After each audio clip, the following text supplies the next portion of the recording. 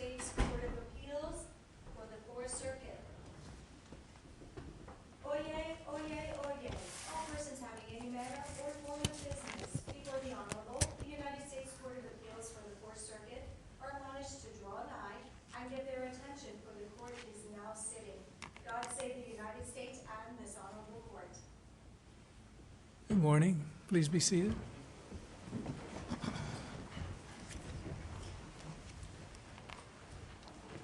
We'll begin argument in our first case, Cantley versus West Virginia Regional Jail. Mr. Keach, be pleased to hear from you, sir. Thank you, Your Honor. Good morning. May it please the court. My name is Elmer Robert Keach III. It is my privilege today to appear on behalf of the appellants, Michael Cantley and Floyd Teeter. The central question that I believe this court has to decide today in considering the procedures of the West Virginia Regional Jail Authority is balancing the concept of human dignity, which this court has spoken about in the Amici versus West decision and has been spoken about elsewhere, against the needs of correctional facilities and the policies and procedures that they put in place. Obviously, the Florence case is the central precedent that the court will consider as part of deciding the claims made by the plaintiffs and the appellants in this case. And the Florence case discussed in the concurrence of Justice Alito how the searches at question in this case are deeply offensive and humiliating. Justice Alito further made clear as part of his discussion that many... Go ahead, sir. Justice Alito did join the majority opinion. He did join the majority opinion, and I believe that the caveat of that majority opinion addresses the factual nuances that are present in this case, but were not present in the Florence decision. The Florence decision addressed people who were committed to a local correctional facility by a judge after they were arraigned, after they had an opportunity to contest their detention, and after they had an opportunity to post bail. That may be truer insofar as Mr. Teeter, but not Cantley. You would agree? I do not agree, Your Honor, although I will concede that the complaint in this case primarily addresses one instance where Mr. Cantley was taken into custody where he was in fact arraigned and put into the Western Regional Jail.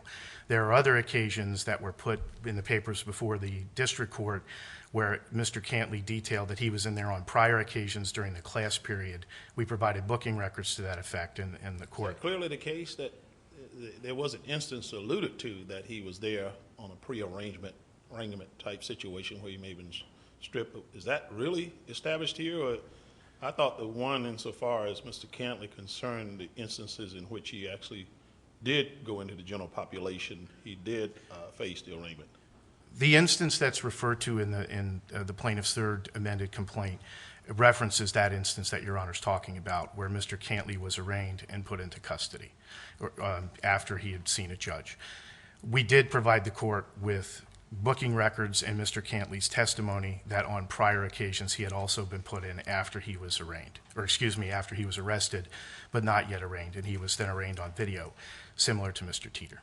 But you're acting as though Florence was some kind of big victory for you, but they didn't reach this other question that you're talking about in the Alito concurrence. And if you read the Florence opinion, the line after line after line talks about the discretion accorded correctional officers, the difficulty of trying to classify people right at the outset, talking about the dangers of weapons and the dangers of contraband. I mean, if you look at the weight of the opinion taken as a whole, realize you can try to pluck something from the concurrences and everything, but the weight of the opinion as a whole is hardly an unqualified victory for your point of view. Your Honor, I don't believe that I've characterized the Florence decision as a victory from my point of view. I believe my briefing. What's your point of view? My point of view is this: the Florence decision took a set of facts that we don't have here. People that you know are going into custody, people that you know are going to stay there, and using the balancing test in Bell and the factors in Turner and balancing the rights. But we're not. I mean, we're not just balancing off of a blank slate. The question is, first of all, it seems to me, could these correctional officers, they're due fair notice about what standards govern their conduct, and certain things may be clearer post-Florence than they were pre-Florence. And is it really fair to expect these correctional officers to sort of dope out exactly how Florence was going to come out and to be clairvoyant? Because the cases prior to Florence were frankly all over the lot.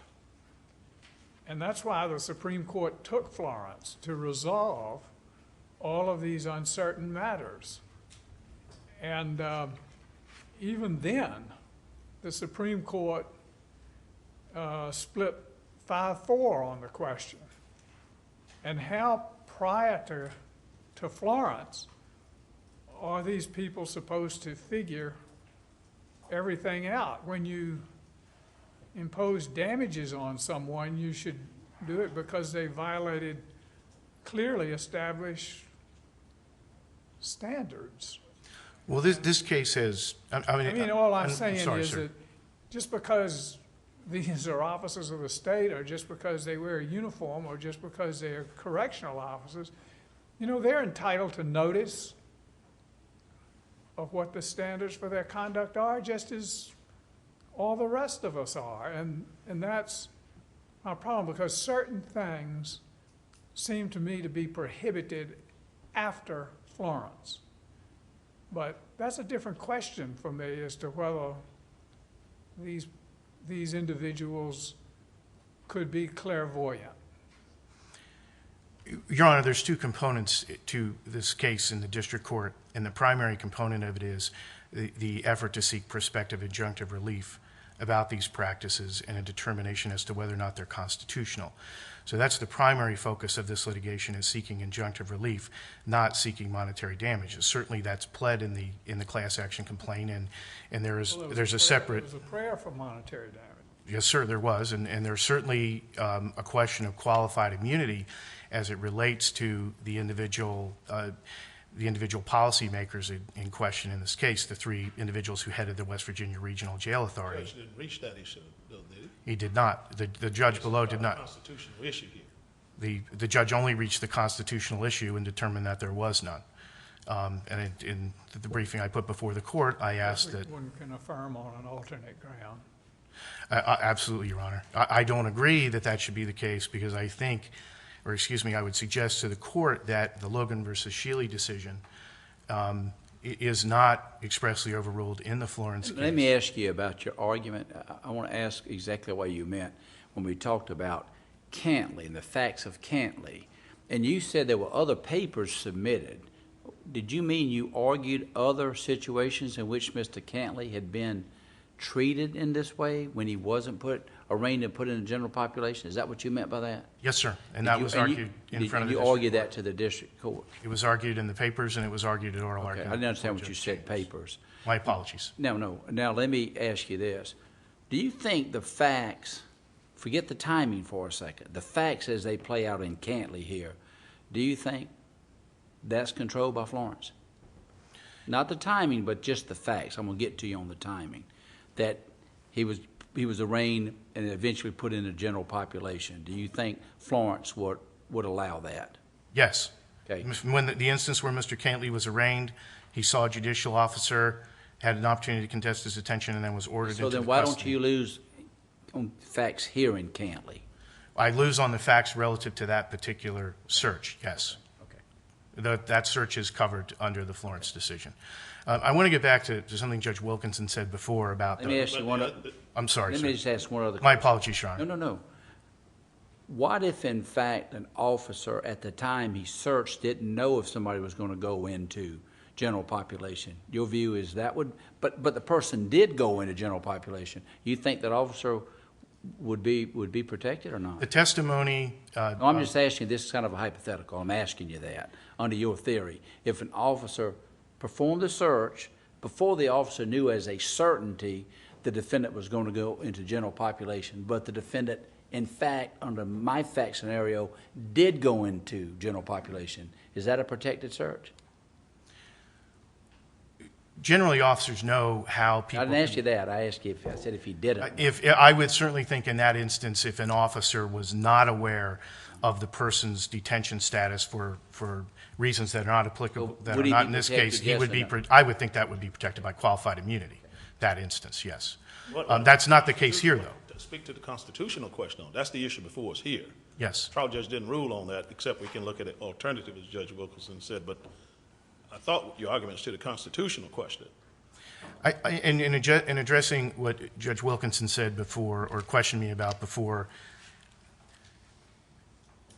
deference to correctional authority is not abdication. The Bell balancing test. That's arguing at a very general level, though. I mean, this, in the case of Mr. Teeter, it seems to me it's sort of on the line because, I mean, it gets a bit to what Judge Shedd was asking you about, which was that Teeter was in a holding cell where he could have been, where it could have been expected that a van of inmates, it held up to 15 people, and he was moved eventually because a van of inmates was coming in. And so he wasn't held in an individual cell or anything. He was held in a cell with 15 inmates or what have you. And, or it could have been 15 inmates. It was constructed to hold that many. And that seems to me kind of on the line, but isn't that the very type of sort of in between or gray area or a foggy area in which qualified immunity would attach? In response to what Judge Shedd asked me, in this case, they know who's going to go to. What Judge Shedd was pointing toward is it's not always possible to tell right at the outset who is going to be put in a general population and who is not. Now, there's some instances you would be able to. In this instance, that is established. Mr. Mincer admitted that at oral argument in front of Judge Chambers. People that come in that are court-ordered commits, they immediately go to the general population. People that come in that are temporary commits are held in the booking area separate from the general population until they are arraigned and a determination is made of their detention. So we're not suing individual corrections officers here. So there's not an issue of. This is all pre-Florence. That's not, well, that procedure is allegedly pre-Florence. We're not sure that's the case, but we didn't have a chance to really explore it. And there was at least the possibility that, given that the cell was constructed for 15 inmates, that a larger number of inmates would arrive. What I'm saying is, you may be right going forward, and that's certainly a fair point.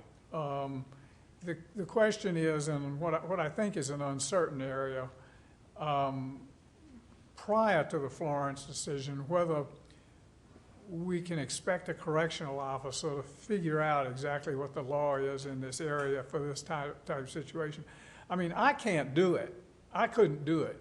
When I tried to look over the different decisions prior to Florence and the different fact situations, Logan and Amici applied to very different fact situations.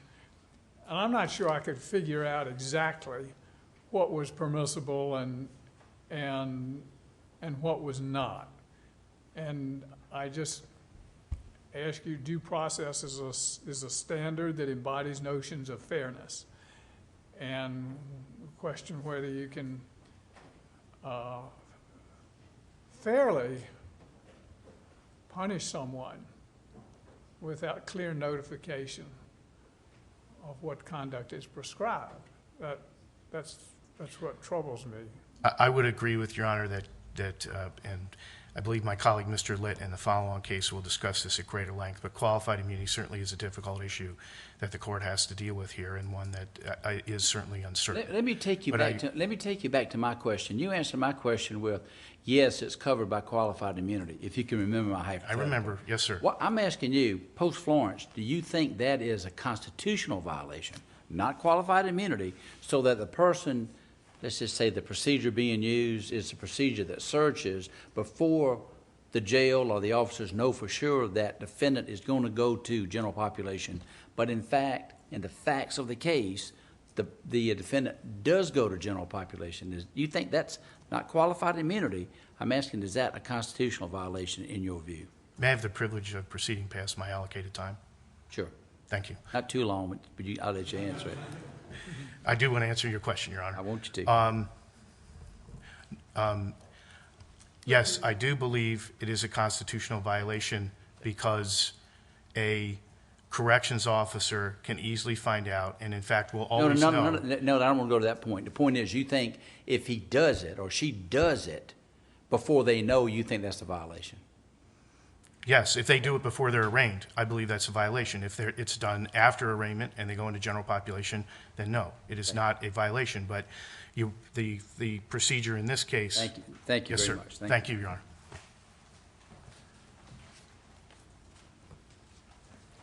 May it please the court, Your Honors. I have the privilege, obviously, of representing the state of West Virginia, our regional jail authority, and 3 executive directors who have ran that authority for the last 15 years. As Judge Wilkinson just pointed out, if we can't figure out a group of reasoned heads able to look at and discern the law, whether this was okay or not pre-arraignment. That goes to the qualified immunity question. Agreed entirely. The court didn't even rule on that. This is a constitutional issue here. I mean, we may want to reach over and touch it, and we'll get into the next case, but this is a constitutional question. I'm with you entirely. How in the world do you get around Florence insofar as Teeter? Now, I don't know about Cantley. I'm having some problem of seeing how he fits in. But when you look at the Florence decision, a 5-4 decision, Chief Justice Roberts and Justice Alito wrote very limiting concurrences. You know, my math tells me you subtract those 2 from the 3, you're going to have, from the 5, you're going to have 3 left in the majority. And they explicitly said, and particularly Chief Justice Roberts By the way, said it right from the beginning. excuse me for interrupting, but there's nothing wrong with 3 judges. Thank you, Your Honor. I must agree. Sometimes even 2 can be good, too. Chief Justice Roberts, in his concurrent opinion, he said words to the fact that we must not embarrass the future. which is interesting. They recognize that, well, you've got an instance here of an individual who's out snow plying his yard. He pushes snow out into the road. Officer comes along and says, you're obstructing things. They get into a thing, he gets arrested. Goes in and strip searches him. While he's going through the strip search, one of the officers says, well, you know what? Officers here are doing the same thing. We could arrest them for that, too. Well, he strip searched. His genitals are checked out. He's hoping he has to bend over and expose himself all out in the public. You know, that could be Grandma, who was out there shoveling snow in the yard, too. And that same thing could happen. And I think Chief Justice Roberts and Alito recognized that there's a limit to this. On the one hand, we're concerned about contraband, but for every citizen to be subject to a potential strip search just on a balancing when there's no consideration of that, Teeter is very limited in this instance. And that's why I point to his case in particular on the constitutional question. I'm not there on it may well need to be remanded on immunity, or we might be able to get to it. I don't know. But the constitutional question is difficult on Teeter. Constitutional question is the one I'm interested in, Judge, because qualified immunity issue is already settled. That's easy for all of us. The issue of moving forward, what happens on this claim for injunctive What do you relief? mean qualified immunity is settled? It's settled while we're here.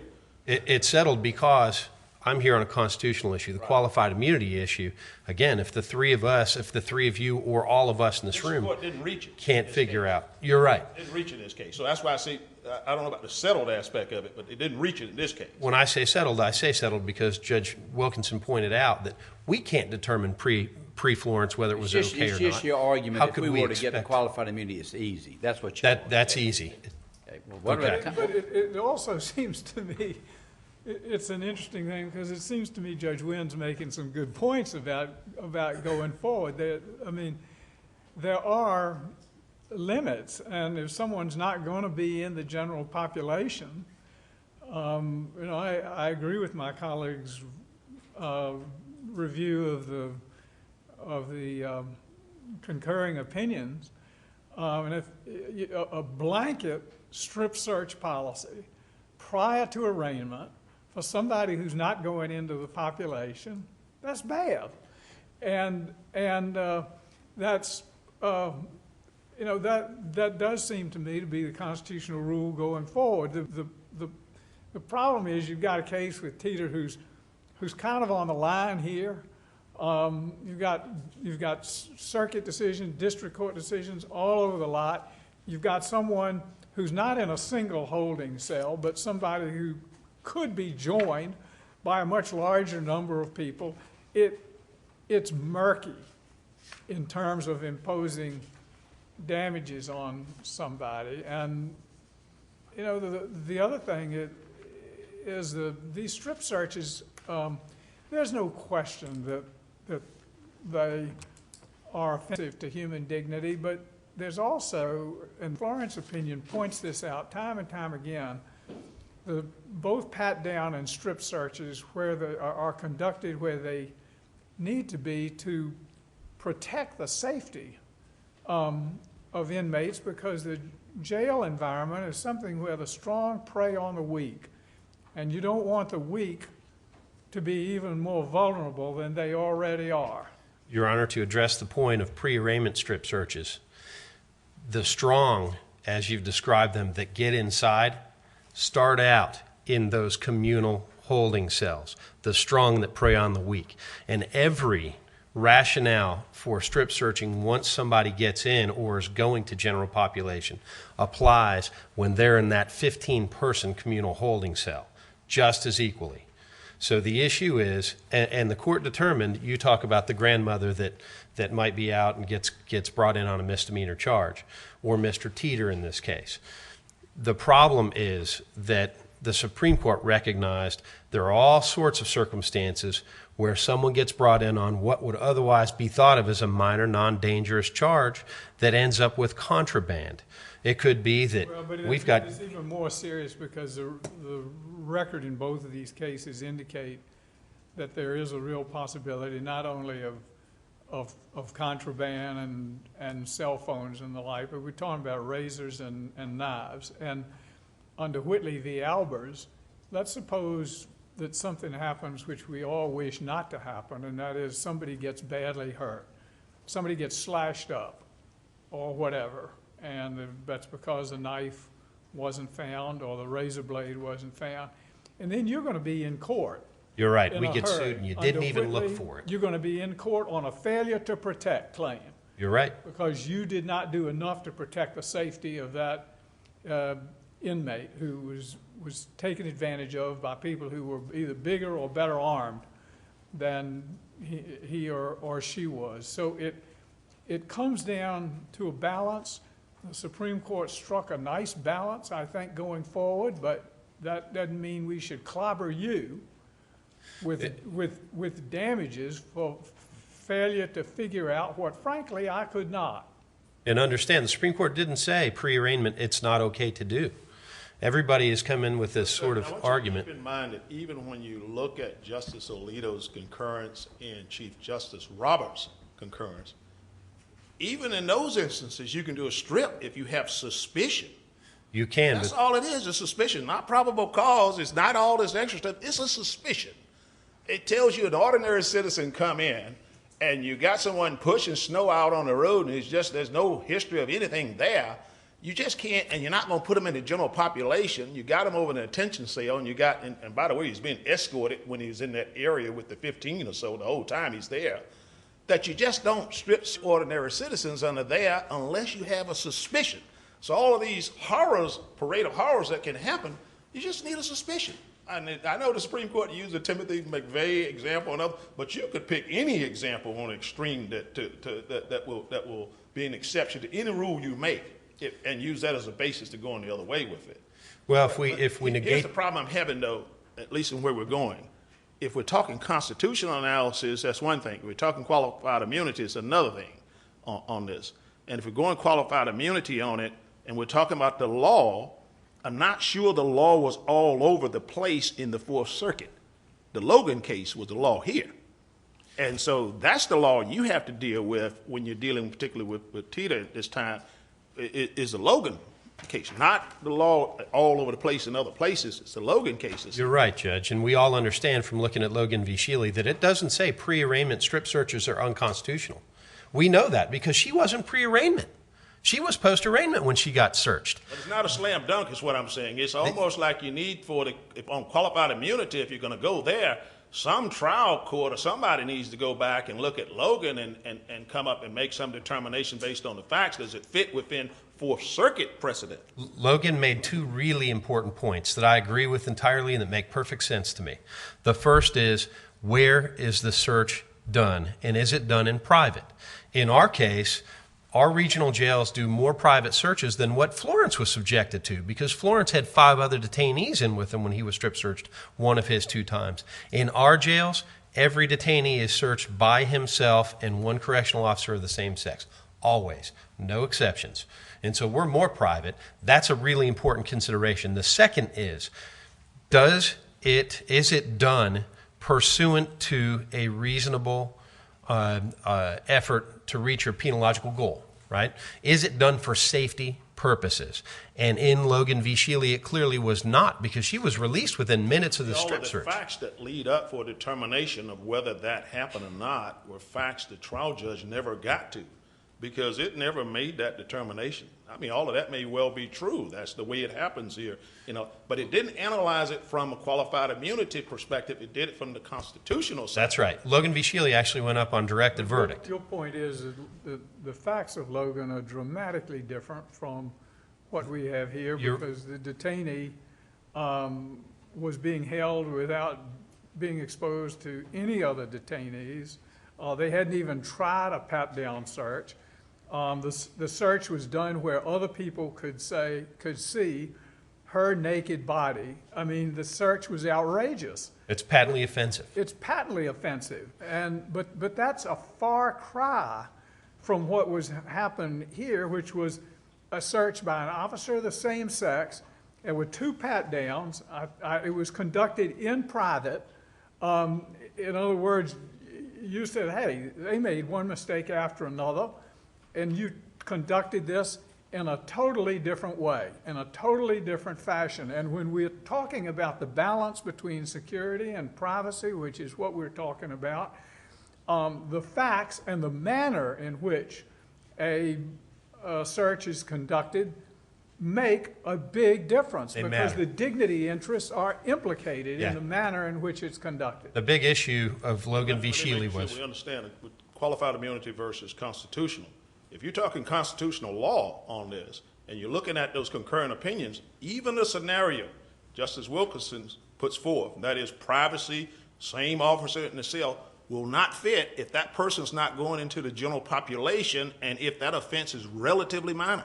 Doesn't matter if you can take him in a little room with the same sex by himself and search him. You still can't do that to an ordinary citizen if you're not putting them into the general population, or there's no danger of them being in exchange of contraband. For 40 under those 2 under concurrent opinions, and as I indicated, the dissenting opinions, which were 4 of them, said the same thing along with those 2. So that's unconstitutional too in that arena. For 40 years, the U.S. Supreme Court's recognized that there is a loss of privacy and a loss of freedom of choice as an incident of detention. The question is, does this search serve a legitimate penological interest. In Logan v. Shealy, it did not, because there was no safety interest. Let me ask you this. Under the facts as they pertain to Teeter, in this case, I'm not talking about qualified immunity. I'm talking about the constitutional violation. I want you to make your argument to me or to us on what is the most important fact as to Teeter that means there is no constitutional violation. And if it's different, what is the minimal fact, the minimum fact that makes that argument? The largest, most significant factor is this. He's put in a communal holding cell. How many people? With one other person specifically to him. However, at the time he gets put in there, it's absolutely not predictable as to whether it's going to be 1 or going to be 15. And if you're going to put him in with 15 other people and you're not going to protect his safety by strip searching each of those Let me see if I understand. Then is your argument that if you're going to be put in anything other than a solitary cell, it's constitutionally justified? If you're in a solitary cell, there's no reason to do a strip search. Would that be yes or no? That's a yes. Because even under Logan v. Shealy, if you're by yourself, there's no reason. There's no safety reason. No, wait 1 second. You just told me 15 people, and I said, was he in with 15? And you said no, but at the time, you did not know. Well, under the solitary cells, how would you know at that time that maybe you just didn't get doubled up and you had to put 2 people in a cell? I took as a definition solitary is going to be 1 person. And if he's by himself and in a cell where he's only going to be by himself, there's no reason. I said solitary cell. I didn't say by himself. But is your argument if there's any chance at all that he'll be placed with somebody else in detention, constitutionally is justified? Well, he's going to be put in. No, I asked you, that's your argument, that is constitutional. That is argument, because you've got to save him from others. And the only time a strip search, a body cavity search is not justified is if the officer knows beyond any doubt that at the moment he wants to do the search, the person cannot possibly end up with another inmate. Is that your argument? If he can't end up with another inmate, there's no safety reason, thus no legitimate penological purpose served by doing that strip search. So that means that basically everybody can be strip searched, body cavity searched for anything, anytime. If your jail is set up so that you keep everybody in individual cells by themselves, there's no reason to do a strip search before they get arraigned. It's not that limited. And if you look at Chief Justice Roberts' concurrence, he doesn't say, you actually put them in with the general public. He says there's no alternative available to not put them there. And then Alito follows up and uses the word could. It could be put somewhere other than general population. Doesn't give officers a carte blanche opportunity then to say, well, we've read Florence, so from now on we'll just put everybody in the general population. That doesn't work. You got to, if there's an opportunity, you got someone come in, snowplow, and I keep using that because that's the example, put on the road, ordinary citizen, and you got a little spot, you can just hold him here for this very minor offense. He says, no, I'm going to put him in the general population, therefore I can strip search him. You can't do that. At least under Chief Justice Robertson is very strong on that point. That's where he used that language, not to embarrass the future. He knows what this means. You're right. The exact language used is, do you have facilities available to house him singularly? We do he doesn't not. say singularly, from the general population. The fact that you bring another detainee and sort of stick him in with it doesn't necessarily make that general population. We've got 2 issues with that, not just one. One is he's put in with 1, but unpredictably may be in there with 15 others. But more important than that still is he's taken into the core of our facility to go to video arraignment, meaning he's walking past detainees who are in general population. He's escorted. You're right. He's going there. So what if he's being taken to the core? Well, there are officers in the booking area as well. However, while he's in that communal cell, exchange contraband and do others, he's being escorted the whole time he's going through there. That's and true. Keep in mind, all of this is actions being taken by the officers in terms of where they put him. Their choices being made here, and the question is, how much do you get to nuance those choices to fit within scenarios that will take you out of constitutional violation? Again, it's a different argument when you're talking Logan and qualified immunity. I think I'm moving in Judge Wilkinson's camp on that. But when you get constitutional violation, which is the question we have in this case, because the judge didn't get to it, then that's a whole different scenario. There's no question. Nobody's ever said that this, even pre-arraignment, would be a constitutional violation. right? Supreme Court in Florence didn't say, we've decided and you can't do this pre-arraignment. They said that issue's open for another day, which is what we're here about today. Well, the only point I'm trying to make is a fairly modest one. We've had a lot of fun analyzing Florence, and some good points have been made with respect to the opinion of it. We have the benefit of Florence. They did not. That's why I say that's an easy issue, qualified immunity. And that's not why I'm here. I'm here about, is this a constitutional rights violation or not?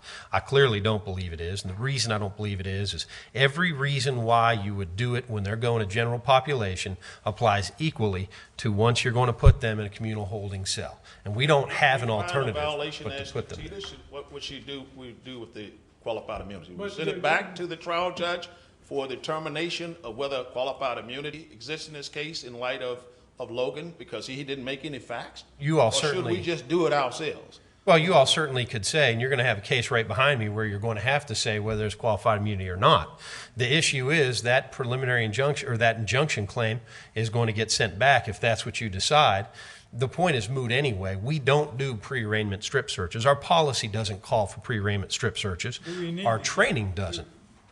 Under Pearson v. Callahan, if we resolve qualified immunity the way you want us to resolve it, do we need to get to the question of whether it's a constitutional violation? Absolutely, because there's still an injunctive claim out there that's at stake. And we can decide, okay, from here forward, here's what's going to happen. And qualified immunity, going back, we shouldn't have expected these people, a reasonable person in their situation, to know you could or could not do this. The issue is this a constitutional rights violation or not? Is it? As to Teeter, is it a constitutional rights violation? Absolutely not. Now, let's go back. As you read, I just want to be sure I get this straight, and really that I understand your position. You think after Florence, what are the parameters of when there is a constitutional violation under body cavity search? Well, I would say if you're going to do a physical body cavity search with penetration, certainly that probably would be a constitutional rights violation. However, our situation with no contact. No. You think it would be a violation if they were going in the general population? If you're going to do a penetrative intrusive body cavity search by an medically untrained correctional officer, I would think that there is a serious Just stop for a second. I know you potential didn't for know that. What constitutional happened in rights this case with Teeter, the search that Teeter underwent? We together on what that is factually? Yes. When would such a search be a constitutional violation after Florence, in your opinion? I don't think it is. It would I don't never think it is. is. No. Never is. In our jail system, there is no alternative or potential for a detainee to be isolated by themselves. So you think then, the way you read Florence is, in the real world, you never know for the certainty that's required to forego that search, so therefore a search is allowed in any circumstance. We've got all kinds of contraband found. No, I'm not asking you evidence that. of that in this I'm case not that asking you. justifies that search. Let me ask you one other question. Did the district court make a finding on the no alternative point, or whether you would have reason to know that he was going to be in the general population or not? But they may have a bearing on the prospective question. But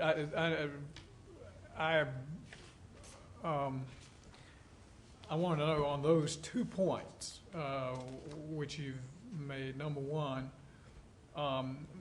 did you have no alternative to putting him in this larger cell? And number two, were you able to know at the time you conducted the search whether he was going to be put in the general population, particularly the alternative point? What alternatives were available? Did the district court make a finding on that? I can tell you, I noticed just now my time is up, but I would love to answer the question if I can. The district court absolutely said that there are individual cells in that area that are intended for people who are on suicide watch, who are coming off of drugs or alcohol and need to be kept isolated for that reason. This guy was going to a communal holding cell. No question, there was no alternative available. That was a finding made by the district court. And a factual truity throughout our entire jail system. He was moved when the van of 15 arrived. Into a two-person, two people were put, he and the other guy, into another cell for a period of a little less than an hour. But you're saying he made a specific finding that there was no alternative, and yet there were individual cells. There are individual cells, again, intended for other purposes and used for You're other saying purposes. you say there are individual cells for people coming off alcohol and drug highs. Wouldn't it have been feasible to put this individual in one of those cells? You may have a circumstance where one of those cells is empty. However, it's not predictably going to occur in perpetuity or in every situation. The intention and the understanding is that these people coming in, new detainees, will go into communal holding I cells. understand your point. Well, so what do you think are the limits? Because it's clear that Florence lets you go a long way, but it does have limits. And what do you think are the limits, just on your own? Now that you've got that decision, you're going to have a large part you're going to have a lot to say about how the regional jails go forward. And what would be your policy after Florence? What can you represent to the court? Because you don't want injunctive relief. Or what's going to be the policy going forward? Do not do intrusive body cavity searches. That's constitutional rights violation in my mind. When? At any point. No correctional officer should do that. And we don't do that. Our policy is, if we believe that's necessary, what we'll do is dry cell people and have them sit in there.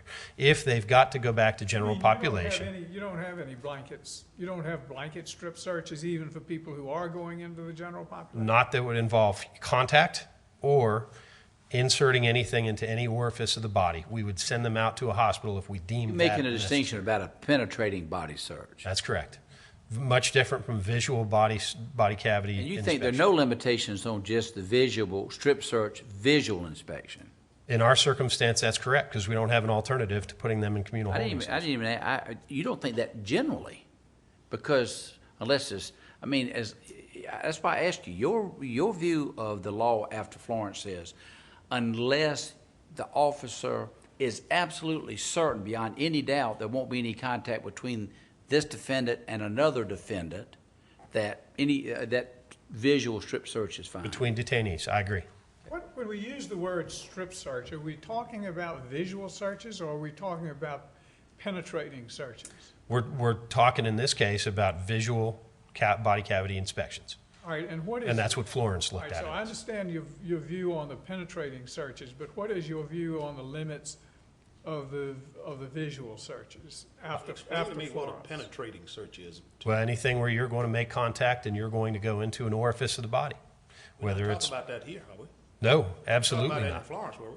absolutely We're not. talking about the visual one that Judge Shedd is talking about. Florence made a major point, though, the fact that there is no contact in its search, which is one of the key components. So anybody coming to your facility now is going to be searched in the manner that of Florence now, because you have made a decision. There's no alternative, That's correct. and you think every citizen that comes in, doesn't matter. It could be if you bring them in that facility, you're going to strip search them. You're going to do a visual search in the Florence matter, because you now have no alternative. Let me make a correction. Let me tell you real quick. We had 3 jails that were doing pre-arraignment strip searches out of 10 against our policy and against our training. However, after it was made clear to them that that was in violation of policy, they stopped doing it. And we had Administrative Sergeant Wayne testify in this case, and it's in the record, that when they were told at Mr. Teeter's jail, Tigert Valley Regional Jail, not to do pre-arraignment strip searches anymore, every officer in there was upset because they believe it compromised the safety of that facility. And in fact, after they stopped doing those searches, he had two circumstances where in a communal holding cell, multiple detainees were smoking pot and taking Xanax, and there was a sharing of Xanax by one prisoner that came in. And that is the earmark of what will happen absent pre-arraignment strip searches when people are put in those communal cells. That's why we need to do that. It's not just when people are put in communal cells, but when it's possible they'll be put in a cell with at least one other person. They'll be put in a communal cell. The question is whether they I'm- end up with other people in with them. You're exactly right. And you can't predict Well, I that. see, you say communal cells just because they aren't designed for one person. That's exactly right. And it's the potential for them, for other people to join, not the actual fact, because you just don't know at the time you're going to do the But search. then I want to be sure I'm straight. I think I am on this. You think when anybody is arrested, they're subject to this search. If they're going to be held, they're subject to this search unless it's just a dead cinch certainty they can't have any contact with another inmate. Right. If they go to a jail and they're going to have contact with another detainee. So the answer is Yes. yes, though. That's right. If they could theoretically be arrested and released without ever going to a jail I'm facility. talking about at the jail. Yeah. So it's always the case that you could potentially house a detainee with somebody else, isn't it? That's always the case now. It wasn't the case in Logan v. Shealy. They knew she wasn't going to be housed with somebody else. She was Now, released within under your 15 minutes. scenario, it's always a possibility that a person being arrested can be housed with someone else. In West Virginia regional jails, yes. And so so Logan, the concurrences mean nothing. There's no possibility of exception, even if, because what you created now is always a possibility. And if you follow that, then it doesn't mean anything. Every one of those reasons to do it once somebody goes to general population applies equally to when they're going to get put in a communal holding cell. I don't think that's the end of this issue, but we'll see. Is that true that there's, even for someone just to take your ordinary drunk, whom you say goes in a solitary cell, with respect to that person, for example, is there reason to believe that they might be part of the general population? Yes, because once you are done sobering up, you could be held in West Virginia jail for up to 12 hours before your arraignment, in which case you're going to be put in that communal holding cell because you're going to need that individual cell. If you're going to be held at a jail for any amount of time, visual search is constitutional. That's correct. So, Florence, you just made it blanket. Has no exception, no possibility of exception now under that. Body cavity searches that are invasive. What in the world was Chief Justice Roberts and Alito talking about? If there's not a possibility of an exception to this thing, I don't get it. I don't know what they were talking about. I don't know what he's talking about when he says not to embarrass the future. The Chief Justice said that. What in the world could he have been talking about? Because everybody's going to be searched in West Virginia. Understand you're talking about two judges. There's a lot more than that up there. Yeah, there are 4 dissenting judges that agreed with him. Well, we gotta go by the majority opinion.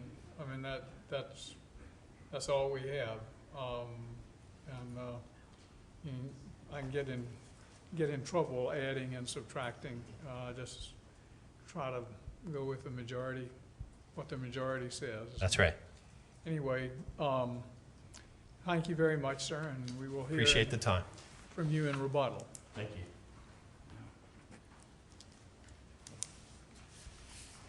Thank you, Your Honor. I'd like to raise one issue that has not been the subject of this argument thus far, but is an important component of the appellant's arguments in this case, and that is the concept of the delousing.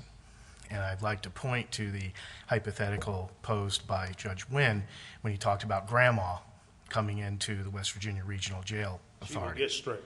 She will get searched. She I'll will tell get you that strip right searched. now. Grandma and anybody else, the Pope can come in there. If you get arrested, he is going to get strip searched. Yes, sir. And not only is Any he, judge on this court will get strip searched Yes, if you sir. have an arrest. Don't break the law in West Virginia.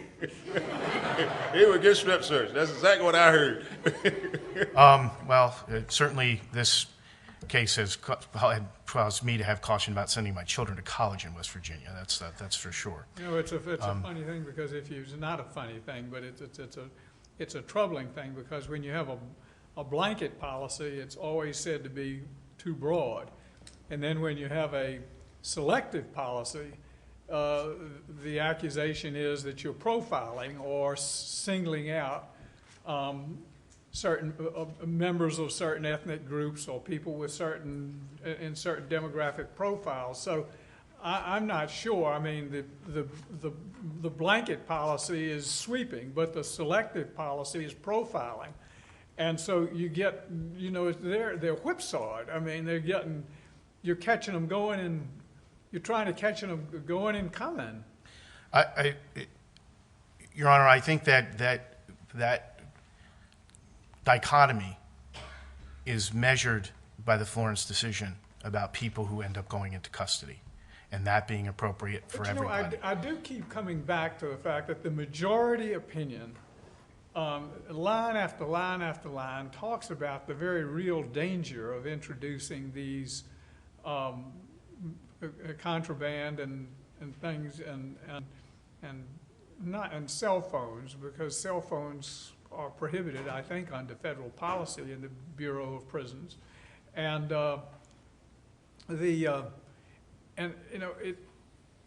we say, well, we're balancing the needs of prisons against the dignity of the individual, but there's a dignity of the individual point on the other side too, and that is that people do not want to get slashed with razor blades and with knives, and that would be a part of my human dignity, and especially if I couldn't defend myself because I was a little bit older or a little bit younger or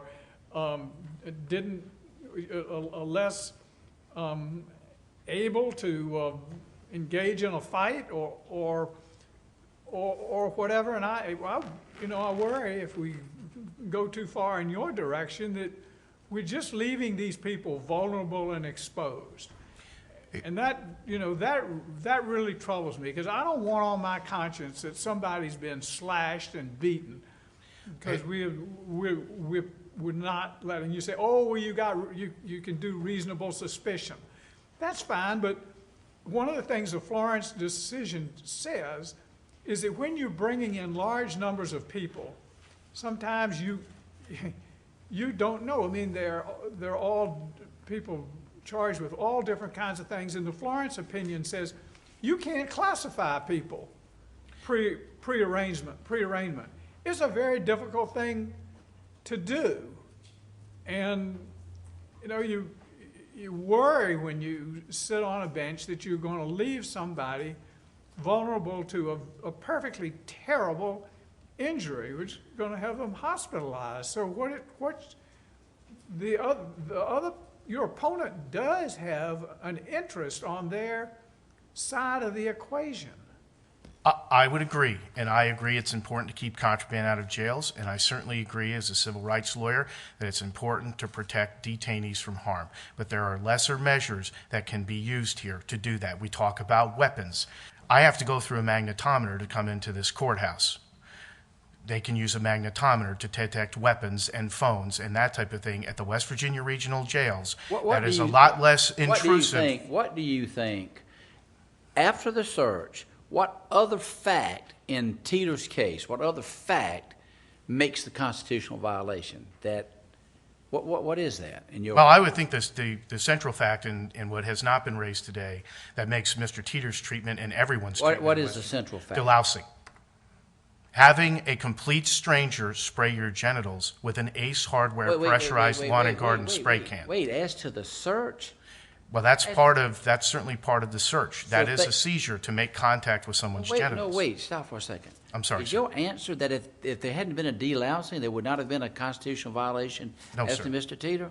No, sir. You asked me. Well, then delousing can't be it. I'm asking as to the search. That's what we've been talking about. Yes, We'll sir. talk about delousing in a second. What is the one fact that exists in Teeter's situation that makes this a constitutional violation in Florence? I didn't mean to interrupt, Your Honor. I'm sorry.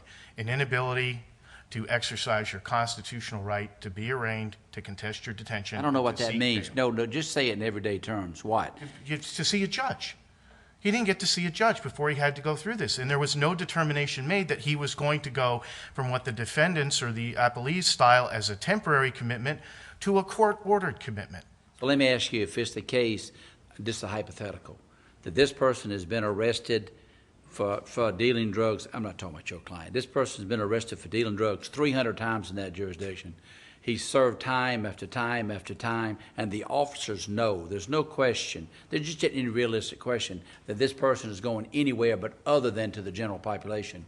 But they know that before the arraignment. You would say that's still a constitutional violation? No, sir, because I would strip search that person myself because there's reasonable suspicion to believe that they have a weapon or contraband based on their history. All right, and wait, based on my stop. knowledge All right, of they got arrested for passing bad checks.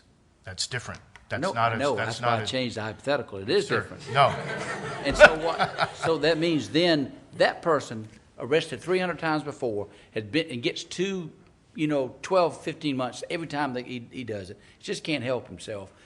But he hadn't been arraigned yet. The officers know he's going to general population. They can't search him till the arraignment. I would say, Your Honor, that, or it'd be certainly. You get me? I'm just looking for what is the dividing point that you say that plus the search is a constitutional violation. Lack of judicial process. Okay. And nobody can, just as we can't come before this court as lawyers and try to say what Your Honors are going to Let me do. ask you this in that connection. Suppose, sometimes people are held in large holding cells with large numbers of people before they are brought for arraignment. And I'm wondering whether the critical thing is the general population. Where, if someone's held in a holding cell with 15 other people and you haven't brought them for arraignment, in that circumstance, would you be able to strip search someone? No, Your Honor, for the same reasons I said before, and also because these individuals are searched. They have the ability to be put through a magnetometer. They have the ability to use something called a Bosch chair, which detects metal in body cavities. And, it's not like they're in there unsupervised. What's your main complaint about delousing? The main complaint is that the inmates weren't allowed to do it to themselves? Yes, that using an Ace Hardware pressurized lawn garden spray can is dehumanizing and unnecessarily wait a second. humiliating. Let me ask you, that's not what I asked you. I said that they were not allowed to spray themselves. No, that they weren't allowed to apply the solution to themselves. Okay, so not to be sprayed. So they had to be given it some form they could rub on themselves. It's a shampoo that comes in a bottle. This is detailed in the record. But you can put it into a cup. It's just like shampoo, and you can wash yourself with it. That's what I said. They could Yes. rub it on themselves. Yes, there's a big difference between. And so you think there'd be a constitutional violation under delousing, even if the rule was we give you the A spray can and you have to spray yourself. That would still be a constitutional violation in your opinion? Yes, because it's a difference between having you take care of your private parts and your face and your hair, and having a complete stranger spray you down. What if they allow you to do that with the A spray can? They just say, for various health reasons, we don't want to give you this liquid. We're just going to put it in a can, but you have to spray yourself. We're not going to do it, but you got to spray yourself good. That's a constitutional violation in your mind? No, I would think, however, they could give it to them in a cup. That would be a lot easier. Well, yeah, but it'd make it a constitutional violation if they could do it a little bit better than they did it. I'm sorry? It doesn't make it a constitutional violation, does it, if somebody could think of a little bit better approach to it? It does under Turner. If you can show that there are de minimis. Aren't we getting awfully close to being prison wardens when we're going to say exactly how the delousing procedure ought to go and exactly what this and what that? I mean, one of the points of Florence is that we're not to substitute our judgment for that of correctional officials. I mean, the farther we get into the weeds in dictating exactly how this procedure should go or how that procedure should go, the more we just start taking over a function for which we haven't been trained and for which, frankly, we're just not competent. The Turner decision makes clear that you have the right to select, or you have the right to, if there's a de minimis way that an inmate's rights can be protected and correctional facility and the corrections interest can be accommodated, that de minimis interest should be used. And it also makes clear that oftentimes that can be a jury determination, which is one of the underlying problems with Judge Chambers' decision, is that certainly under the recent Supreme Court decision in Tolan versus Cotton, it's made clear that district courts should not become fact finders in these kind of issues, that they should allow for fact finding. But this is a reasonable de minimis alternative to spraying down someone's genitals. I mean, if we can't do anything, We've given you both a lot of extra time. I appreciate that, Your Honor. I think we're ready to come down and shake hands and move on to our second case. Thank you, Your Honor.